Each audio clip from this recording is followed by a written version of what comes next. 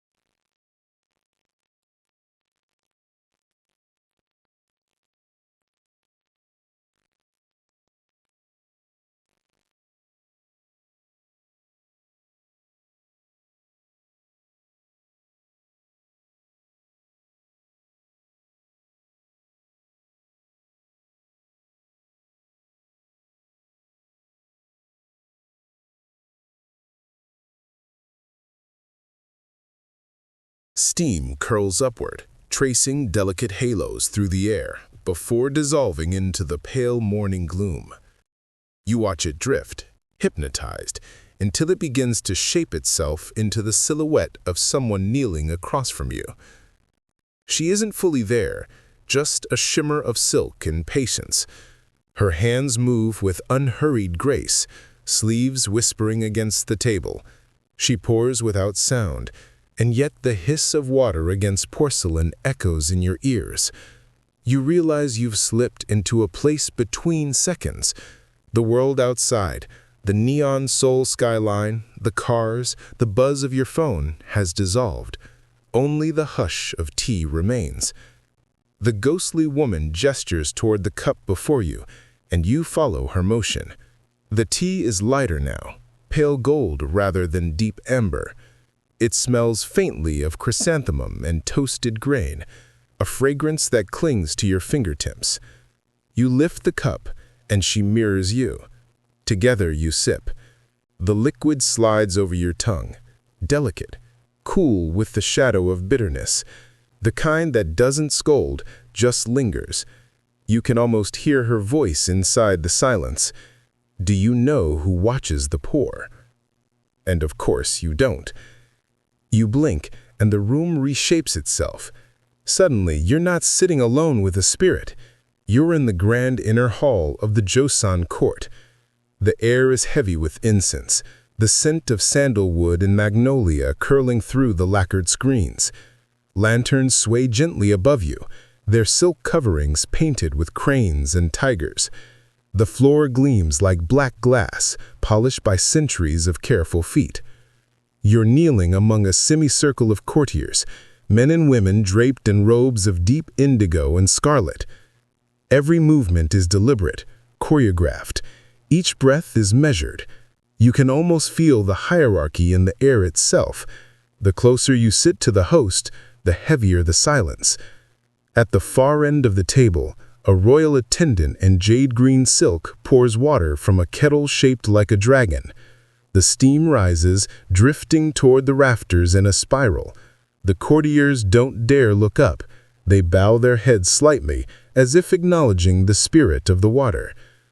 You watch, fascinated, as the attendant raises the pot just high enough to make the stream sing, a single, continuous line of liquid connecting heaven to earth through the teacup. It's mesmerizing, almost hypnotic. The host, an elderly scholar with a face like carved stone, nods approvingly. You recognize him, sort of. His resemblance to portraits of King Yongjo is uncanny, although the timelines don't match. They say that in the mid-18th century, Yongjo revived court tea rituals as a moral exercise. Drinking tea correctly was an act of discipline. Even the temperature of the water symbolized virtue. Too hot, and it represented rashness. Too cold, and it reflected laziness. He even wrote that a ruler's calm could be measured by the steadiness of his tea pour. You glance at your own hands and realize your fingers are trembling. So much for royal composure.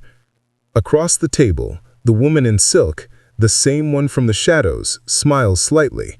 Her lips don't move, but you feel her amusement, as if she's whispering directly into your thoughts. Even kings spill sometimes. Someone coughs softly. The scholar host looks displeased. Every face in the circle freezes. You realize that even a cough here is political, an act of rebellion or carelessness, or both. The tension eases only when the host deliberately raises his cup and drinks. Everyone follows, bowing their heads in unison. You mimic them, tasting the tea again. This time, it's greener, fresher, made with leaves that must have been picked at dawn. The bitterness is lighter, the aftertaste sweeter. You imagine palace servants waking before sunrise, walking barefoot through misty gardens to pluck each tender shoot, careful not to bruise the leaves. Historians still argue whether those dawn-picking rituals were genuine devotion or performative nonsense.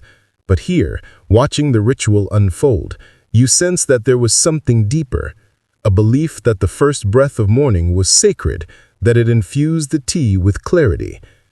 Your ghostly attendant gestures toward a set of brushes beside the table. You reach for one instinctively. Its handle is carved from bamboo, worn smooth from use. You dip it into the bowl of water beside you, and as the bristles touch the surface, ripples shimmer outward, bending the reflection of lantern light. Then, faintly, you see words appear across the water surface, brushstrokes forming ancient Hangul characters. Balance, silence, steam. You blink, and they vanish. The court around you continues, unbothered by your small miracle. The host calls for the exchange of cups. You pass your tea to the person beside you, and they offer theirs in return. It's a gesture of trust, a way to share not just drink, but intention. You glance into their cup before sipping. The liquid glows faintly, as if holding its own small moon. And just when you think this can't get any stranger, a ripple of laughter passes through the circle. Someone, a young noble probably too new to understand restraint, has poured too quickly, splashing tea onto his sleeve. The sound that escapes him is a stifled chuckle, but it spreads. Even the stern host hides a smile behind his sleeve. You almost laugh too, and for a moment, the ceremony feels human again. You notice how much of the ritual revolves around things not said. Every pause is a sentence, every sideways glance a paragraph. Even the act of blowing softly on the tea to cool it down feels loaded with meaning. You start to understand how a gesture could make or break a career here, how the tilt of a cup might reveal loyalty or deceit. A memory stirs, a historical tidbit you once read about Lady Hengyang, the crown princess whose memoirs survived the court's censorship. She described one tea ceremony where a concubine accidentally served cold tea to the crown prince, a subtle insult that ignited months of quiet retaliation. The records never confirmed whether she did it on purpose, but the idea that a cup of lukewarm water could alter royal fates feels very on brand for this place. Your invisible guide's eyes gleam in amusement, as if she's remembering the same gossip. Then she leans close, so close that you can smell her perfume, something like pine needles soaked in honey, and whispers, "Pour for yourself now." The courtiers vanish, the polished floor dulls, the lanterns fade. You're back in the dust-choked room, morning light creeping through the paper doors. The teapot is still there, still steaming gently, though you're not sure where it found its fire. You pick it up and pour. The water flows smoothly, like muscle memory you shouldn't have. Steam curls again, tracing the same ghostly silhouette above the cup. You bow slightly instinctively, as if acknowledging your teacher. You catch yourself thinking, maybe the real ceremony was never about impressing the court or invoking gods. Maybe it was this: stillness in motion, grace in repetition, the quiet discipline of being fully present. Then you laugh quietly and mutter, "Or maybe I just inhaled too much incense." The sound echoes softly, friendly in its absurdity. A faint clink interrupts your chuckle, the cup tapping gently against the pot, as if thanking you. You smile back, because politeness transcends centuries. The cup cools between your hands as dawn breathes softly through the paper screens. You should leave, maybe get breakfast, maybe remember what century it is. But something about the air keeps you still. It has that strange, charged quiet of a library right before someone opens a very old book. You glance around, and the walls seem to have shifted again. The faded paint is sharper now, the curtains thicker. A brazier smolders in the corner, its faint smoke smelling of pine ash and sandalwood. Scrolls line the shelves, hundreds of them, rolled tight and bound with silk cords. You're in a scholar's study now, wide, spare, almost intimidating in its neatness. There's a desk set for writing, brushes, inkstone, paper that looks so thin it could dissolve under breath. You recognize the confusion geometry of the room instantly. Symmetry everywhere, nothing excessive, no bright color except the faint green of the porcelain cups arranged along the shelf. You sit, almost reverently. The chair creaks, acknowledging your weight. On the desk sits a small tea tray carved with 4 characters. Chungshim Dudo, tea of the clear heart. A faint laugh drifts through the air. It doesn't sound ghostly this time, more like the memory of a teacher amused by your confusion. In Joseon, to drink tea was to reveal the mind, the voice says from nowhere and everywhere. You look up, half expecting the scholar to appear, but only the shadows move. Still, you can feel his presence. Maybe it's King Sejong himself. His name lingers in the scent of ink. Maybe it's one of those countless literati who tried to outthink the world through calligraphy and caffeine. You pour water into the small pot. The steam curls upward like a quill stroke. They say that during the height of the Joseon dynasty, the tea ceremony wasn't just an aesthetic pursuit, it was a Confucian discipline. Every action reflected one's moral state. The correct bow, the right grip on the cup, the angle of your wrist, all of it expressed inner virtue. If your mind wandered, the pour betrayed you. You feel absurdly nervous, as if someone invisible is grading your technique. Calm the heart, the voice murmurs. The tea will follow. So you breathe, in, out. You steady your hand, tilt the pot and pour. The stream flows evenly, the sound like soft rain. It feels almost meditative. The first sip is bitter, grassy, sharp, like biting a thought before it's ready. The second sip softens. The third opens into something bright, almost citrusy, and you realize that each one tastes slightly different, as if responding to your mood. Somewhere in your mind, a faint image surfaces. A royal tutor teaching young scholars how to taste virtue through tea. The wise taste balance, he says, tapping his fan against his palm. The foolish taste bitterness. Historians still argue whether those lessons were genuine philosophy or elaborate hazing rituals for civil servants, but it makes a strange kind of sense now. The ceremony was the empire's mirror. Drink too fast, and you were impulsive. Too slow, and you lacked conviction. Everything was metaphor. Everything was a test. You can almost see it. The scholars in their pale robes, kneeling on straw mats, steam rising between them as they debate the proper way to express benevolence through teaware. The faint scratch of brushes fills the silence as they record the experience in meticulous detail. You'd think they were cataloging a scientific experiment instead of steeping leaves. One scholar might say, the tea's aroma lingers like a gentleman's virtue.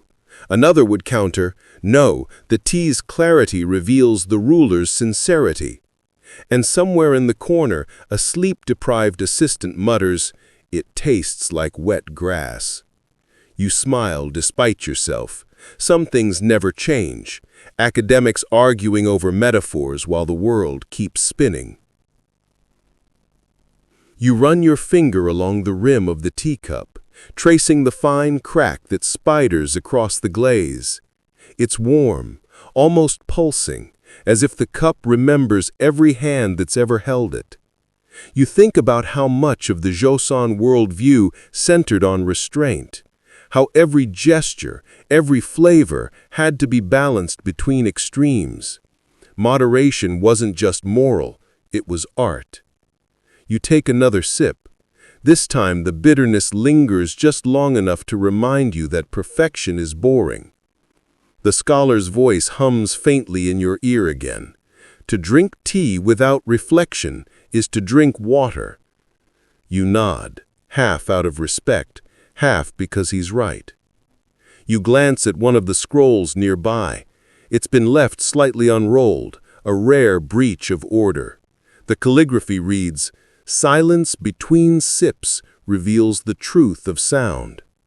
You chuckle quietly, whispering, "So, you invented ASMR centuries before YouTube." The brazier pops in response, as though approving the joke. You start noticing other details now, the rhythm of the smoke, the hush between drips of condensed steam hitting the wood.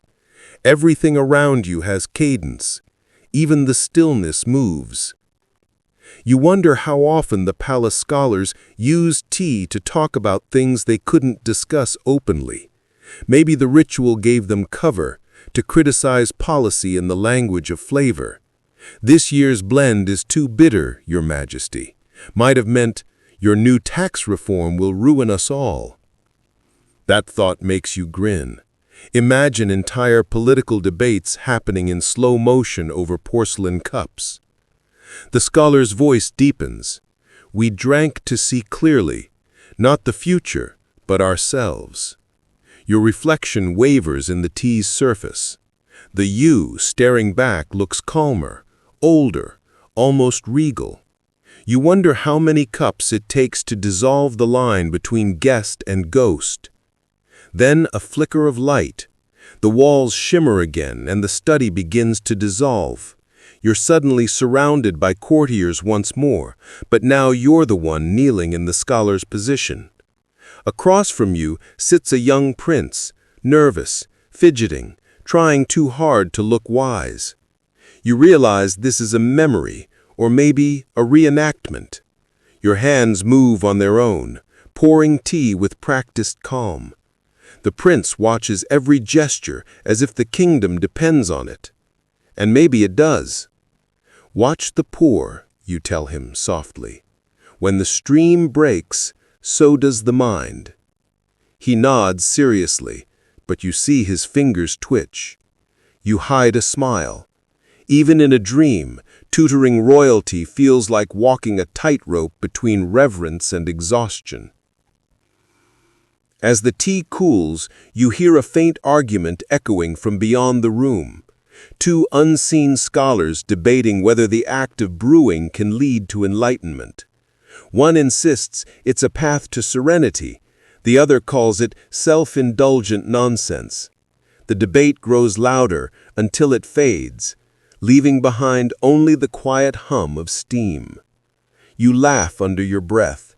Historians still argue too, you whisper to no one in particular. Guess we're all just steeping in opinion. The scholar's voice hums one last time, like the closing note of a poem. "Tea is the mirror. Look gently." The study fades. The scent of pine ash lingers. The cup cools in your hands, and you realize you've learned something, not about tea, but about the strange, serene weight of attention itself. Outside, morning birds begin to chirp in the courtyard. You let the sound mix with the faint rustle of your sleeve as you pour one last time, for no one but yourself.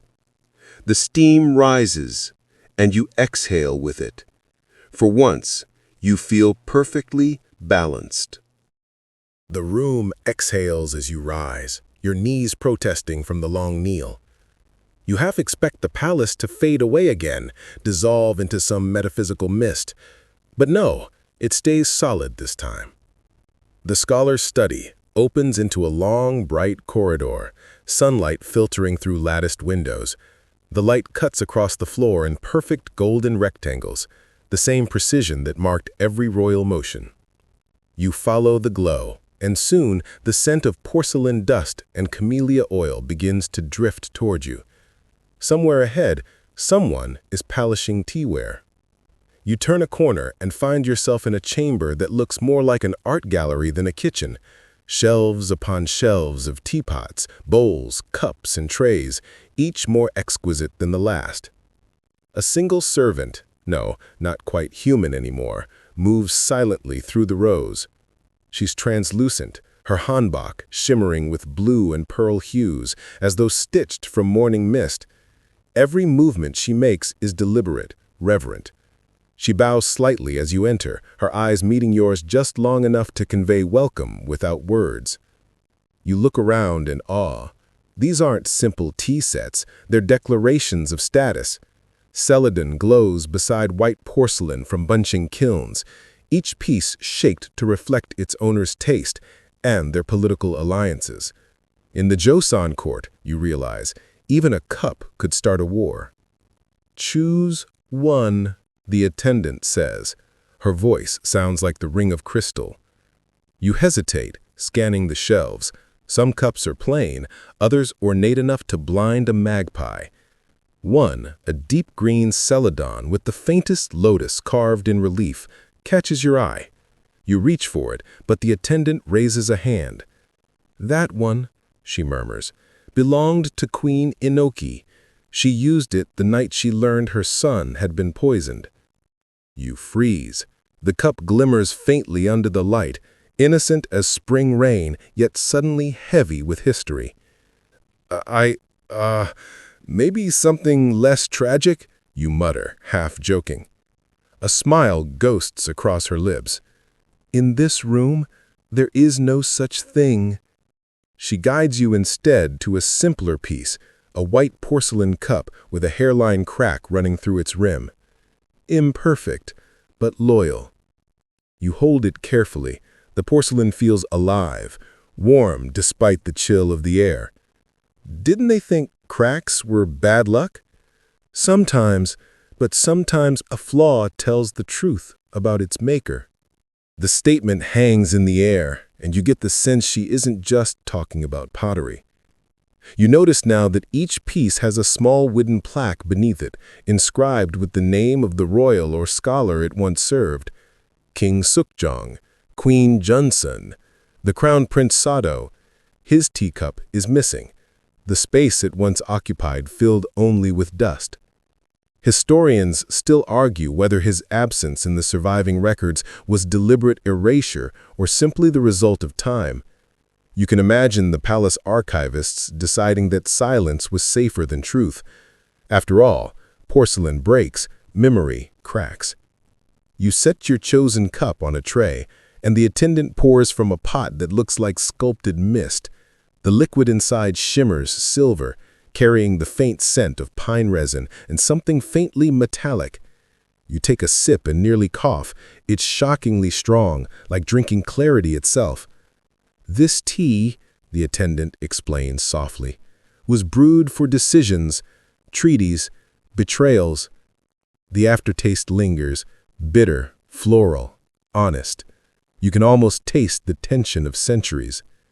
She moves to another shelf, brushing her hand over a crimson-glazed pot. "This one," she says, "was used by the Dowager Queen when she plotted her nephew's removal from court. She preferred her tea hot enough to scald." You can't help but grin. So power literally brewed here. "Power always brews in silence," she replies, a touch of sadness in her tone. You glance again at the rows of cups, each a witness to some whispered decision, each holding secrets too fragile to record. It occurs to you that in a court obsessed with propriety, tea was the one space where truth could slip through unnoticed. A pause before a sip, an extra beat of silence, these were diplomatic statements, as clear as any royal decree. A memory flashes before your eyes, as if projected from the steam itself. Two ministers kneeling before the throne, their cups trembling. The king raises his own, his expression unreadable. No one drinks. Then, after an impossibly long silence, the king takes a single sip, and everyone else follows, relieved. The motion seems trivial, but you realize it was the difference between exile and mercy. You ask the attendant, "Did they really decide fates with tea?" She shrugs slightly, the gesture ethereal but almost casual. Tea was safer than words. When one cannot accuse aloud, one pours instead. You imagine the possibilities, alliances sealed with subtle nods, rivalries signaled through cup placement, affection hidden in the warmth of shared steam. It's absurd and profound all at once. Then, the attendant gestures toward a small, plain jar at the edge of the shelf. Unlike the others, it's dull, even crude. "That one," she says, "was from a peasant. A farmer brought it as tribute. The court mocked him until they tasted his blend. The king ordered silence and drank it daily thereafter." You grin. "So the underdog won Tea of the Year." She doesn't laugh, but her eyes glint with amusement. Perhaps the farmer understood something the scholars forgot, that sincerity sweetens what gold cannot.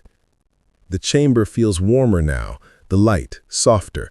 You catch yourself tracing the crack on your porcelain cup again. It feels oddly comforting. Somewhere above, the faint gong of a palace clock signals noon. You realize you've lost hours, maybe days inside this teaware museum. The ghostly attendant steps closer, her outline flickering. "You understand now. The vessel matters as much as the leaf. A cup can reveal a kingdom." You glance down at your reflection in the cracked porcelain. It's doubled, two faces overlapping, yours and someone else's. You blink, and they merge into one. Outside, the wind stirs. Paper doors tremble, and you hear faint voices echoing from beyond the corridor. Laughter, the hush of silk, the whisper of decisions being made behind fans. The palace is waking again. "Go," the attendant says. "You've learned all this room will give." You hesitate. "Will I see you again?" Her eyes soften. "You already have, every time you pour." The air folds inward, the shelves blur, and you're left in an empty hallway. Only the faint scent of pine and porcelain lingers, mingled with something else. Understanding, maybe. You look down at the cup still in your hand.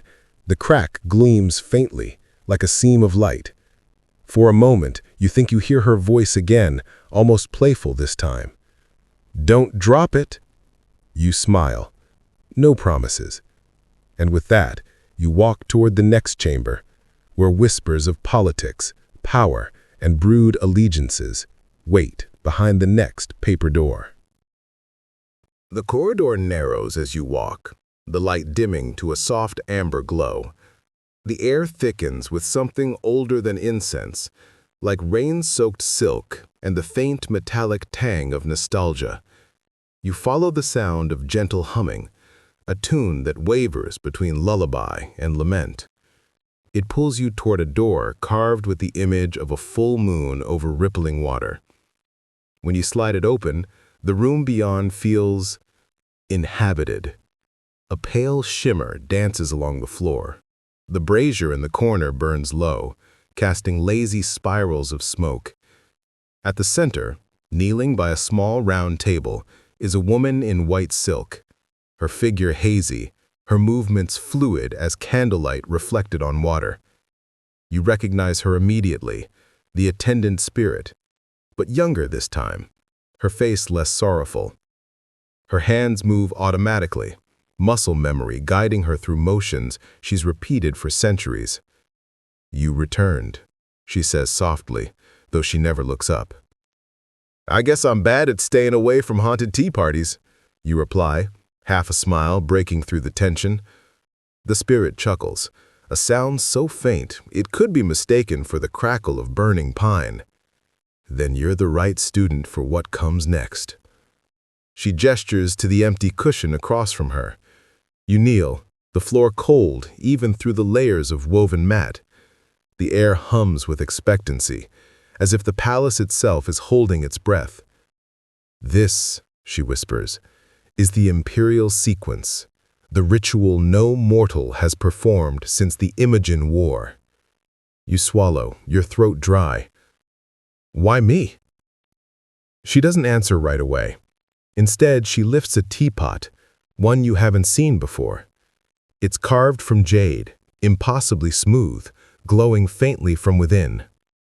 "This tea," she says, "was once brewed only for the emperor's moments of decision, when to go to war, whom to pardon, what decree to sign. Every pore invited the heavens to witness." You bring the cup close, inhaling deeply. The aroma is unfamiliar, yet intoxicating. Wild chrysanthemum, sandalwood, and something faintly metallic, like rain on bronze. The scent makes your vision blur for a moment, colors shifting into soft gold. The spirit's eyes meet yours. "Do not drink yet. First, you must offer silence." So you do. You bow your head slightly, counting the heartbeats between breaths. The silence grows heavy, almost visible. The flicker of the brazier slows. Even the air stills. When you finally lift the cup, it's as though time itself is watching. The first sip burns, but it's not pain. It's revelation. You taste thunder, wind, the ache of centuries. Images flash behind your eyes, generals kneeling in armor, queens veiling their tears, scholars bent over scrolls lit by moonlight. Every decision, every loss, distilled into a single mouthful of history. The second sip is gentler. You taste rice fields after rain, laughter echoing in hidden courtyards, 1,000 tiny kindnesses forgotten by chronicles. The spirit watches silently, her gaze unreadable. "Every emperor drank differently," she murmurs. "Some sought courage, others peace. One drank to forget." You can't help but ask, which one was right? Her smile is faint and tired. None, or perhaps all. A shiver runs through you. The tea settles in your stomach, heavy but comforting. You set the cup down carefully. "And what about you? You served them?" She looks down at her hands. The air trembles slightly. "I was born for it. I served tea for emperors, queens, even traitors. I remembered every motion. When the war came and the court fled, I stayed. Someone had to keep the ceremony alive." Her voice fades to a whisper. "But no one returned." You don't speak. You can't. The silence feels sacred. Finally, she raises her head, eyes clear as melted jade. "Now, you will perform the sequence, as I did." You blink. "Wait, me? Like the actual ritual?" She nods solemnly. "Every step, every breath, the imperial sequence must not vanish. You want to protest? Say you're just a modern traveler, that your wrists are clumsy and your patience non-existent, but something in her tone silences you. She gestures for you to begin. The first motion, summoning the wind. You lift the pot and let the steam drift toward the ceiling. The tendrils twist into shapes, dragons, cranes, a fleeting crown. The room brightens, as if remembering sunlight. The second motion, honoring the earth. You pour a few drops onto the floor, watching them sink into the wood, darkening it like ink. The third motion, balancing heaven. You pour the first cup steady and slow. The trick, she whispers, is not to breathe. So you hold your breath until your vision swims, until the cup is filled to the rim, shimmering. You bow, offer it to the empty space across from you. For a heartbeat, you swear you see someone seated there, a figure in royal robes, face lost to glare. The fourth motion, returning to stillness. You pour for yourself. The act feels weightier this time, like copying an ancient secret. The cup hums faintly against your fingers. "Drink," she says. You do. The taste is different now, deeper, darker, carrying the faint echo of bells. You feel your pulse slow. your mind quieting until it's almost frightening. The palace fades away, leaving only light and sound, distant and fluid. You see flashes, courtiers kneeling, attendants bowing, the emperor raising his cup as if to salute the stars. You realized this ceremony wasn't just about tea. It was the empire distilled into motion. Every pour mirrored cosmic balance. Every sip reaffirmed the world's fragile order. Historians still argue whether the imperial sequence was ever real, or simply poetic metaphor. But as the warmth of the tea radiates through you, you know it existed, because you're performing it now, and it's rewriting the room around you. The spirit kneels beside you, smiling faintly. "Good," she says. "You remembered." You laugh softly, dazed. "I didn't even know I forgot." "Few do," she replies. You look down. The tea is gone. The cups are empty. The table has turned to stone. The air hums with a low resonance, the aftersound of completion. The spirit begins to fade, the folds of her hanbok dissolving into mist. The ceremony survives now, in you. But be careful. The imperial sequence remembers its host. "Wait," you call. "What does that mean?" Her eyes glimmer with something like pity. "It means the tea has tasted you back." Before you can respond, she vanishes entirely, leaving only the faint scent of chrysanthemum and the echo of a bell. You sit in silence for a long moment, hands trembling around the now cool cup. Then you whisper, mostly to convince yourself, "Okay, no pressure." But somewhere deep within, the warmth of that last sip still pulses, like a heartbeat that isn't quite your own. You wake, or at least you think you wake, to the sound of water boiling. The palace is quiet again, but the brazier's flame dances, bright and insistent. The jade teapot from before sits in the center of the low table, now cool and empty. Yet a scent fills the air, floral, thick, and strangely alive, like an entire garden trying to breathe through one small room. You rub your eyes. "You again?" you whispered to no one, half expecting the spirit to answer. But this time, it isn't her voice that replies. It's the whisper of petals shifting, like silk rubbing against silk. The scent intensifies, rose, lotus, peony, and something unfamiliar, sharper and electric, like lightning on the tongue. You glance down and realize the floor is covered in blossoms. They've bloomed silently in the night, carpeting the mats in color. Golds, blues, purples that don't exist in any natural spectrum. Each petal glows faintly, pulsing with its own light. The whispering grows louder. It's not language exactly, but it feels like meaning. You kneel, pressing a finger to one of the petals. It's warm, beating faintly, as though alive. A memory stirs, faint but insistent. The spirit's last words, "The tea has tasted you back." You exhale slowly. Right, no pressure.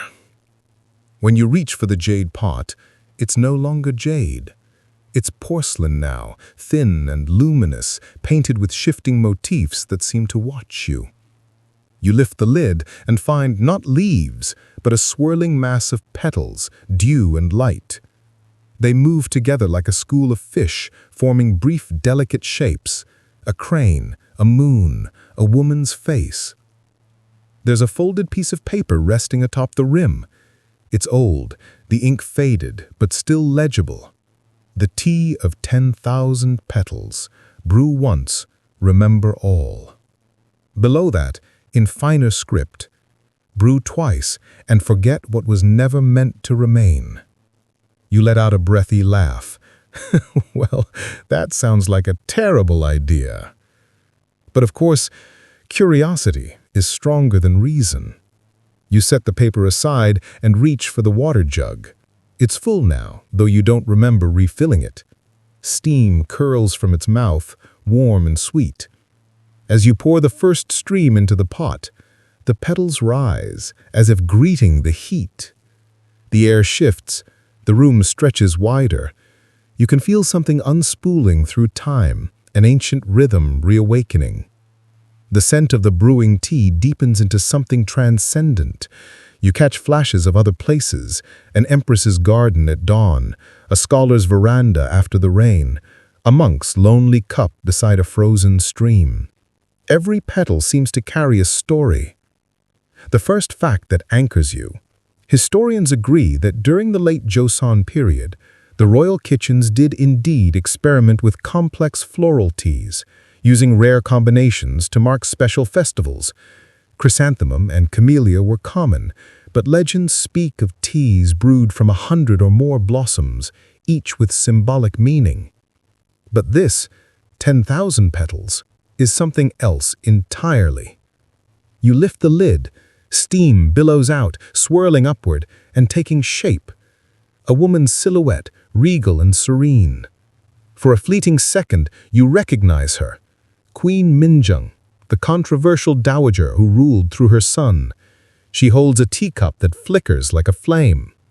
Historians still argue whether Queen Minjung truly practiced alchemical tea rituals to preserve her youth, or if such rumors were merely political slander. But here, her phantom smile suggests she's in on the joke. She raises her cup to you and vanishes. You blink hard. Okay, cool. So now we're seeing dead queens. Fantastic. You glance back at the pot, and it's changed again. The petals have collapsed into a shimmering liquid the color of sunrise. The smell is intoxicating, almost dizzying. Something inside you insists that this tea isn't for taste, it's for remembering. But remembering what? The spirit's voice echoes faintly in your mind. You still listen. You pour a cup, hands steady, despite the tremor in your chest. The liquid glows faintly in the dim room, as if it contains its own sun. You lift it carefully, feeling the faint vibration of something more than heat. When you take the first sip, your senses explode. You're no longer in the palace. You're standing in a garden at night, the moon full, the air heavy with dew. Servants move like shadows between the trees, carrying trays of glowing teacups. At the center of the courtyard, a table gleams, silver, jade, and silk. A young woman sits there, her eyes downcast, her hair pinned with golden butterflies. You realize it's the same attendant you met before, alive this time, human, heart beating. You see her hand tremble slightly as she pours the emperor's tea. You see the emperor's reflection ripple in the cup, unreadable, distant. Then, lightning flashes. The emperor falls forward, unmoving. Gasps, panic, the court erupts. And through it all, the attendant kneels motionless, the teapot still steady in her hand. Then, the garden collapses, the memory shatters. You gasp and nearly drop the cup. The room steadies around you again, the palace restored, the brazier flickering calmly.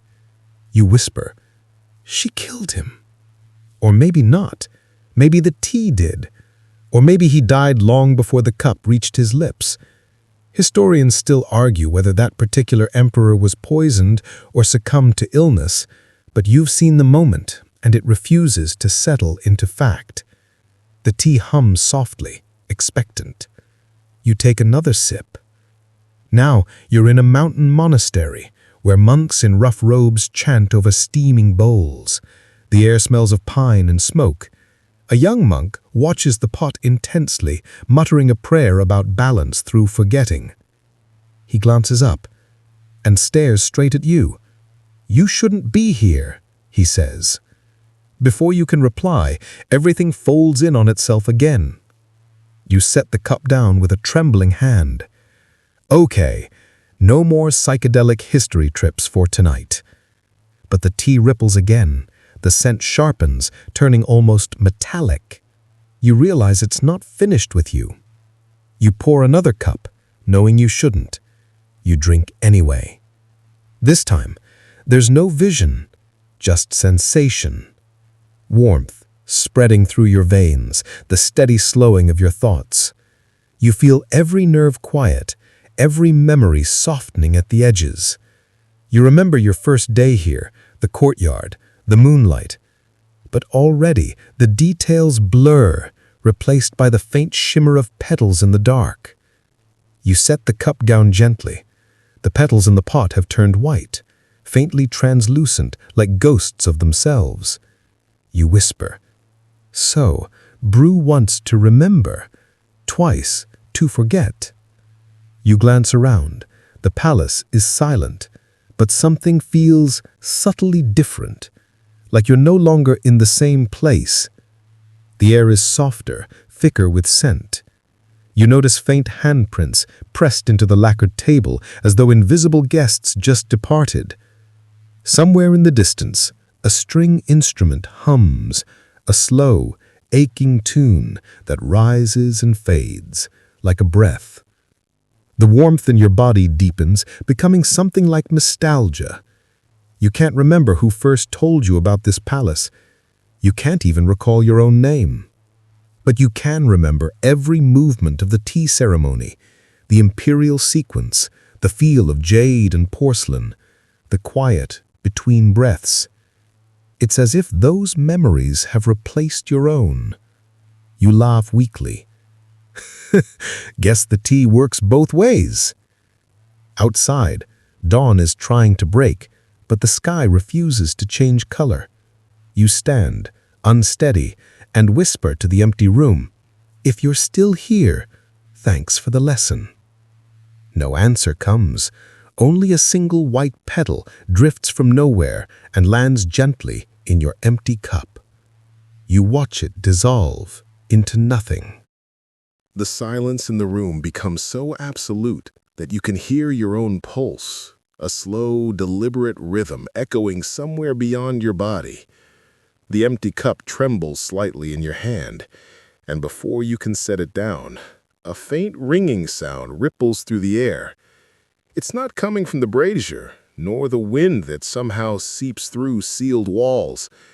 It's coming from the porcelain itself. At first, it's just vibration, an almost imperceptible hum, like a teacup singing to itself. Then the sound shapes into words. "Do you remember us?" You freeze. The voice isn't quite human, soft, distant, layered as though spoken by many people at once. You lean closer to the cup. "Who are you?" you whisper. The answer arrives as a flutter of whispers, each one overlapping.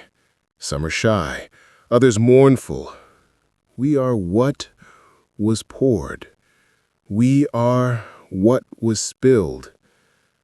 The realization creeps in slowly. The voices are inside the porcelain. Or maybe they are the porcelain. You glance toward the brazier. The surface is rippling faintly, as though liquid still moves inside, though it's long since emptied. When you touch it, warmth pulses back. And then you hear another voice, distinct and rich with amusement. Finally, someone who listens. You jolt back. The tone is unmistakably feminine, confident and slightly mocking. "Who said that?" The pot chuckles softly. "You already know. You drank my memories." "Wait," you say. "You're the attendant, yes, or what remains of her. A trace sealed in clay and glaze, like an echo caught in a bell." You take a slow breath. "You're inside the teapot." A pause, then a dry laugh. "Where else would a servant of eternity reside?" You can't help it. You grin despite the chill creeping down your spine. "You know, I'm starting to think this palace has trust issues. Or maybe it just remembers too well. That's what the tea of 10,000 petals was meant for, keeping what shouldn't fade." The porcelain around you begins to shimmer. You hear more voices now. Dozens, hundreds, layered in harmony. Male, female, young, old, whispering, sighing, confessing. It's like standing in a storm made of secrets. The first historical fact you cling to for balance. During the Joseon era, royal potters were revered almost as much as painters and calligraphers. Each piece of teaware was unique, often imbued with poetic names: moon-reflecting bowl, wind and jade cup, vessel of pure silence. Some believed the potter's spirit lingered within the work, infusing it with memory. Apparently, they weren't wrong. "Why are you all here?" you ask quietly. "Because they forgot us," one voice murmurs. Another, sharper, replies, "Because forgetting is easier than remembering." A third voice laughs bitterly, "Because the tea chose to remember for them." You glance at the pot, the cups, the tray. "You mean these aren't just objects?" "Objects?" The attendant's voice hardens. "You still think memory can be stored without consequence? Every secret they poured into these cups, every lie, every confession, it's soaked into the clay. Do you know how many tears the court shed into us? How many last toasts were made into us?" You don't, but you're starting to feel them. Each cup seems to hum with emotion, resonating faintly against your fingertips. One feels like grief, another like longing, another like laughter so suppressed it broke the heart that held it. You pick up a small saucer. It's chipped, plain, nothing special. But as soon as you touch it, a scene unfolds in your mind. A eunuch kneels in a dark hallway, holding the saucer close. "I'm sorry," he whispers. "I didn't mean to serve the wrong cup." His tears fall, each one absorbed by the clay. Then darkness. You drop the saucer. It hits the floor and spins for a moment before settling with a soft sigh. "Careful," the attendant warns gently. "They don't like to be reminded." You shiver. "You mean they're aware?" "Of course. Every sip taken from them left a trace. Every hand that held them imprinted a memory. That's why the royal family buried their old sets after certain ceremonies to silence them." You exhale, trying to steady your thoughts. Historians still argue whether Joseon tea rituals were truly spiritual or just political performance. But it seems like both. A soft, approving hum rises from the teapot. Politics, spirituality, what's the difference when both are served in porcelain? You can't help it. You laugh. That's one way to put it. "Would you like to hear them?" the attendant asks suddenly. "Who?" "The others, the ones who never got to finish their stories."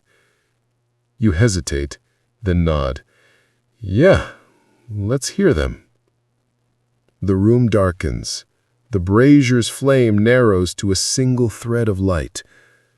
The teacups begin to vibrate, each emitting a faint tone, different pitches forming a trembling harmony.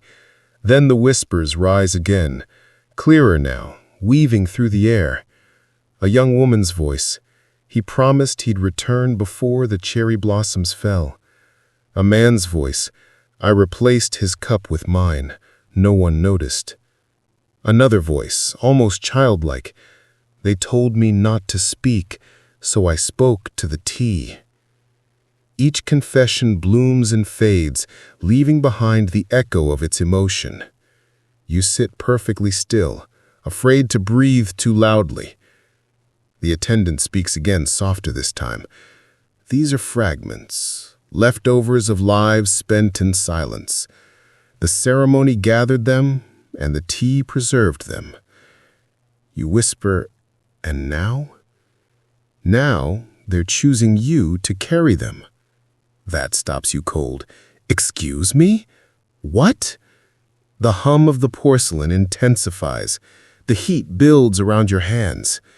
"They need a listener, someone living, someone who won't let the last ceremony dissolve completely. You shake your head. No, I'm just visiting. I don't even remember how I got here. The voices rise in unison, neither angry nor kind, just inevitable. Then perhaps you already belong.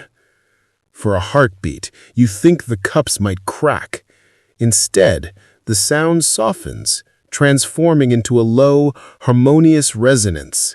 You realize they're singing, not words, but a melody of memory. A single cup on the far end of the table shivers violently and tips toward you, spilling nothing. You pick it up instinctively, and a rush of warmth shoots up your arm. Suddenly, you see another fragment, this one clearer than the rest. A queen sits alone, her crown set aside, her reflection quivering in a half-empty cup. If the world forgets me, let the tea remember my laughter, not my crimes. You open your mouth to speak, but your throat tightens. The sorrow, the hope, the defiance, it's all still alive, sealed in the porcelain's heart. "Do you understand now?" the attendant murmurs. You nod slowly. They're not ghosts, they're memories with nowhere to go. Exactly. The air cools, the hum fades, the voices quiet one by one, until the faint crackle of the brazier remains. You stare at the silent cups, every surface gleaming softly in the candlelight. What happens to them now, you ask? That depends on whether you choose to keep listening. You glance at the jade teapot, still pulsing faintly with inner light. The scent of flowers lingers, mingled now with something else, an almost imperceptible sadness. You sigh, pressing your palms together. "All right," you whisper. "I'll listen." And in that moment, every porcelain piece in the room emits a single, soft note, like gratitude or relief. The sound fades, leaving you alone again. But somewhere deep inside, you can still feel them. All the voices, all the stories, humming quietly beneath your heartbeat. You smile faintly. "Guess I've got some new roommates." The palace has grown colder, and yet the air feels heavier, thick with the residue of voices that have stopped whispering but not departed. You don't move for a while. The silence hums differently now. It's no longer the absence of sound, but the quiet you feel in your bones when something ancient is waiting to begin again. You trace a finger along the edge of one teacup, and the porcelain gives off a faint pulse, as though acknowledging your touch. The attendant's voice comes softly from somewhere unseen. "It's almost midnight," she murmurs. "The hour of the ceremony of shadows." You tilt your head, wary. "That doesn't sound relaxing." A hint of amusement colors her reply. "It never was."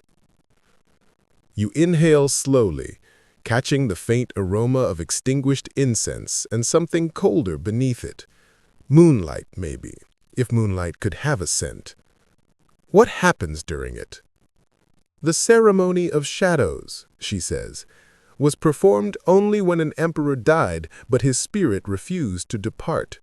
It was a service for the living and the lost, one half for mourning, one half for permission."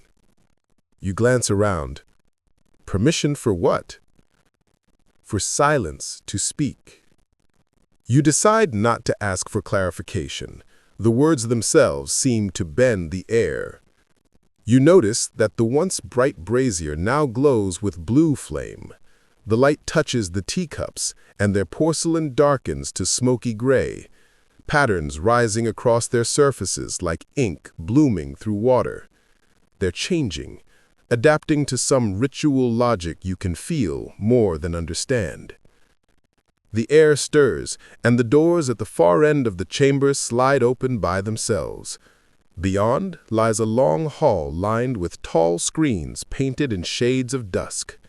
Candles flicker along the floor, guiding a path deeper into the unseen. You hesitate, then sigh. Of course, there's a haunted hallway. Why wouldn't there be? When you step forward, your footsteps make no sound. The air grows cooler with every pace. The voices from before, those trapped within porcelain, seem to follow at a respectful distance, their murmurs a soft accompaniment to your movement. At the end of the corridor stands another low table, set for one. A teapot sits at its center, black as obsidian, reflecting the candlelight like ripples on deep water. "This," says the attendant's voice from behind you, "is the Emperor's mourning pot." You turn. She's there again, faint and pale, but smiling faintly. Her hanbok tonight is darker than before, smoky gray silk embroidered with subtle white cranes. They brewed this only once for each emperor, to guide his spirit away from the court. You look at the pot, its surface shifting like liquid shadow. And if they didn't? She steps closer. Then he stayed, and his empire withered around him. There's a pause heavy enough to drown in. She kneels gracefully and gestures for you to sit opposite her. You obey, folding your legs under you. The pot begins to vibrate faintly, its lid rattling once. She lowers her gaze. The ceremony of shadows begins when the living acknowledge their reflection. Your reflection stares back from the glossy black surface, distorted, faintly shimmering. The shadows of candlelight make it look older than you remember, the eyes slightly hollow. She continues softly. "Now, we pour not for the body, but for the shadow." You open your mouth to ask what she means, but she's already lifting the pot. A stream of liquid darker than ink flows out, so smooth it barely seems to move. It lands in the cup without sound, absorbing the faint light around it. "Hold it," she whispers. You take the cup carefully. It's shockingly cold, so cold it almost burns. The surface trembles, and your reflection ripples, turning strange, unfamiliar. "Drink," she says. You hesitate. Is this going to erase me? Her expression softens. Only the parts that refuse to rest. Well, that's not ominous at all. But you drink anyway. The cold rushes through you like moonlight through water. Your breath halts. The world tilts. And then, silence. Not quiet, not calm, but true silence, the kind that eats sound whole. Even your heartbeat fades into nothing. The palace disappears. You stand in an endless courtyard made entirely of shadow. Above you, a faint moon hangs suspended in fog. Below, black water mirrors its glow. You're not alone. Figures surround you, kneeling in neat rows. Their outlines, not people, each one shaped from darkness and absence. You whisper, "Who are they?" They are the echoes of those who never left. Every courtier who died clinging to power. Every servant who couldn't release their vows. You step closer to the nearest figure. It shifts, forming briefly into a familiar shape. The eunuch who dropped the saucer, his eyes full of regret. You reach out, but your hand passes through him like smoke. He turns his head, whispering something that sounds like, "Not yet." The air around you quivers. The shadows rise, moving in synchronized motion, as though resuming a ritual dance interrupted centuries ago. The attendant's voice fills the space. "Now you serve as officiant. The ceremony cannot complete itself without the living to bridge the silence." You shake your head. "I'm not an officiant. I don't even know the words." Her laughter echoes gently. "There are no words, only stillness. The shadows bow in unison. You feel a compulsion to mimic them, and when you do, the world seems to pause. Light bleeds upward from the ground, illuminating faint outlines of long-forgotten banners fluttering in windless air. And then you see them, the emperors, not one, but many, seated in a vast semicircle at the far edge of the courtyard. Their faces are veiled, their robes indistinguishable from the night. One of them arises, the shadows fall still. "You have brewed the final tea," says a voice like breaking ice. "Do you offer remembrance or release?" You hesitate. "What happens if I choose wrong?" "There is no wrong, only continuation or forgetting." You think of the attendant, of the porcelain that hums with trapped voices, and all the countless lives sealed within each vessel. "Then I choose remembrance," you whisper. A sound sweeps through the courtyard, a sigh from thousands of unseen throats. The air brightens faintly. The emperor nods once. "Then bear it." Light bursts from the cups at your feet, rising like fireflies, spiraling into the air. Each point of light carries a whisper, a name, a memory. They swirl above, forming constellations that shift into the shape of the Joseon crown before dispersing into the night sky. You feel each one pass through you, leaving behind warmth and sorrow, gratitude and exhaustion. When it ends, you're kneeling on the palace floor again. The brazier burns gently. The air smells faintly of rain. The attendant kneels opposite you, smiling faintly. It's done. The ceremony of shadows remembers you. You blink, dazed. "That's comforting, I think." She tilts her head. "Comfort is for the living. Memory is for the willing." You can't help but chuckle weakly. "You really need better marketing." She actually laughs, a light sound like clinking glass. "Perhaps. But you've done what no one dared in centuries. You've kept the silence alive." The candles relight themselves one by one, their flames small but steady. The darkness recedes. You realize that the teacups are now empty, utterly still, their voices quiet. They've been released. You exhale, shoulders trembling. "So, now what?" She looks at you, eyes luminous. "Now you wake the dawn." The palace breathes again. The air, once cold and bruised with shadow, warms as dawn trembles on the horizon. Yet your body feels wrong, too heavy in some places, too light in others. You lift your hands and see faint traces of gold dust shimmering beneath your skin, pulsing softly in rhythm with your heartbeat. You blink once. The gold remains. I think I'm leaking history?" A soft laugh answers you. The attendant's voice, closer than before, almost amused. "It's the memory settling. The ceremony marks its vessel." "Vessel?" you repeat. "As in the teapot kind?" "Exactly that," she replies. You look down at your reflection in a nearby cup. The surface ripples faintly, and for the briefest moment, your face shifts.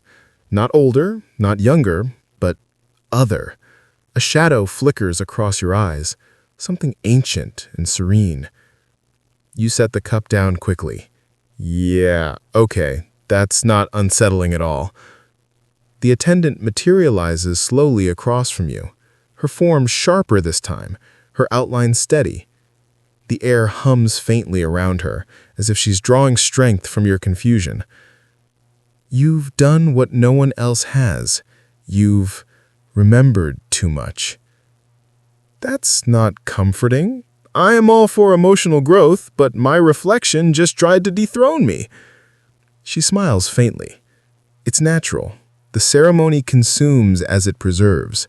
To hold so many voices, something must be given in return. You narrow your eyes. "Given? Like, metaphorically?" Her silence answers you. The brazier pops once, scattering sparks like gold insects. A memory, not yours, flares behind your eyes. A young king, face pale with fear, sipping tea that smells of pine smoke. He trembles. A court official whispers in his ear, "Drink deeply. It's the only way to forget the dead."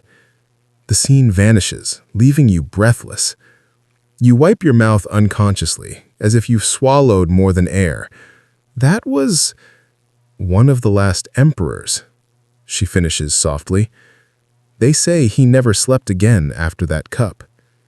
Historians still argue whether Emperor Gojong ever participated in such forbidden rites, or whether tales of his private tea rituals were fabricated to undermine his legitimacy. But here, in the haunted hush of this forgotten chamber, fact and legend have fused into something far less deniable. You stand, swaying slightly. "You said the ceremony of shadows was over?" It was, but remembrance isn't a door you can close once opened. The gold beneath your skin glows brighter for a moment. Your heartbeat slows, not painfully, just noticeably, like your body's tempo is being retuned to something older. You try to focus on the present, the flickering candles, the faint hum of porcelain cooling. But the room shifts subtly around you. The walls shimmer, their colors bleeding into sepia tones. The floor beneath your knees ripples like shallow water. You're not sure if you're in the palace anymore. The attendant watches you quietly. "You're crossing," she whispers. "Crossing what?" "The veil between memory and being. Most who perform the ceremony lose themselves in it completely. You're stubborn." "I'll take that as a compliment." "It is, but it won't save you." You feel the air change again. Warmer now, almost humid. The faint scent of summer blossoms returns, but sweeter, denser. You turn, and where the wall should be, there's an open courtyard filled with blinding sunlight. Except the sky isn't real sunlight. It's the amber glow of morning, trapped in the jar, thick and unreal. You step forward. The moment your foot touches the threshold, the palace behind you dissolves into mist. Ahead, the courtyard stretches endlessly, paved with broken teacups. Thousands of them, scattered like bones, gleaming faintly. You exhale slowly. "I hate symbolism." The attendant follows, her steps leaving no trace. This is what remains of forgotten ceremonies. Every cup once held a story. Every story lost left a crack. You pick up one of the shattered pieces. Inside, the glaze still glimmers faintly with trapped light. When you hold it closer, you hear faint echoes, laughter, tears, the rustle of silk. "They're still here," you whisper. "For now, but the tea you drank is choosing what to keep." You frown. "Choosing what to keep?" "It's a living archive," she explains. "To preserve, it must also erase. To hold, it must consume." You drop the shard as realization dawns. "You mean it's erasing me?" The attendant doesn't answer. Her expression is soft, almost sorrowful. Panic prickles the edges of your thoughts. You press your palms to your temples, trying to hold on to something concrete. Your name, your purpose, the world outside this court. But every time you reach for a memory, it slips like wet silk. You remember your reflection. You remember the steam curling through embroidered screens. You remember the scent of 10,000 petals. But you don't remember who you were before this night. "Stop it," you whisper. "Please." The attendant steps closer. It's not cruelty, it's balance. The tea doesn't destroy, it trades. For what? For peace. You let out a weak laugh. "Oh, good, because I feel so peaceful right now." She kneels in front of you. Her hand, cold but gentle, rests against your cheek. "Listen to me. The Joseon Court thrived on ceremony because ceremony was the only way to make order from chaos. You've carried their memories, you've heard their regrets, but now the ritual must close or both worlds collapse. Her words echo like a bell tolling in water. "So what do I do?" you ask quietly. "You break the ritual. You end it where they couldn't." I swallow hard. "How?" She gestures toward the horizon, where the courtyard meets the faint shimmer of dawn. "By pouring out what remains." You look down.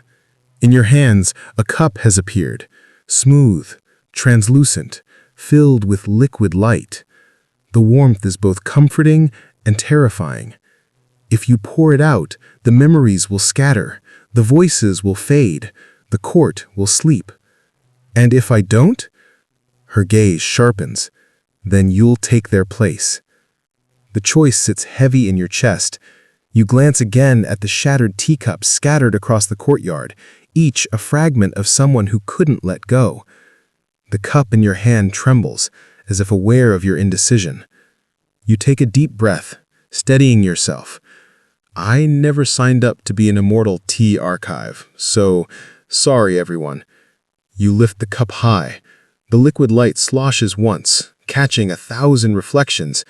The attendant closes her eyes. You pour. The moment the tea touches the ground, the courtyard erupts in a silent burst of brilliance. The shards lift, swirling into the air like a storm of glowing petals. Each piece hums, then fades, dissolving into morning mist. The air grows still. The gold beneath your skin dims. You blink, dizzy, half expecting applause or an existential reprimand from the universe, but there's only quiet. The attendant opens her eyes. "You did it," she whispers. You look around. The courtyard is gone. The palace has returned, bathed in soft gray dawn. But something feels missing. The warmth in your chest is gone. So is the hum of porcelain. The silence feels real this time. The attendant bows deeply. You've broken the cycle. You manage a small smile. "Does that mean I get to go home now?" She hesitates, her expression unreadable. "In a way." You blink. "In a way?" But before you can ask more, she's fading again, her form unraveling like smoke. Remember, forgetting is also a kind of mercy. And then she's gone. The palace is quiet in a way that feels almost unnatural. The flicker of candlelight has settled into a steady, comforting glow. The brazier hums faintly, its warmth reaching your fingers as you fold them in your lap. You look around the hall, taking in the familiar latticework, the polished floorboards, and the low tables arranged with perfect symmetry. Everything is intact, yet subtly changed, as if the palace itself has exhaled after a long, tense vigil. You rise slowly, testing your legs. There's no trace of gold dust beneath your skin, no lingering hum of trapped voices. The silence feels real, the weight of the ceremony lifted, but also, strangely, the air is thicker, more alive. You can feel the residue of history pressing lightly against your senses, like a whisper brushing your cheek. The courtyard doors are open. Morning light spills through, golden and warm, carrying the faint scent of blossoms. It reminds you of the 10,000 petals, though they're nowhere in sight. You step forward, drawn toward the open space, and the floorboards give a subtle, approving creep beneath your weight. You pause at the threshold and look back at the empty hall. Memories flicker in your mind. The jade teapot, the imperial sequence, the ceremony of shadows, the whispers in the porcelain. Faces, voices, and scents mingle into a haze that feels almost dreamlike now. You realize how fragile it all was. A single misstep could have trapped you, body and soul, in the ritual's echo forever.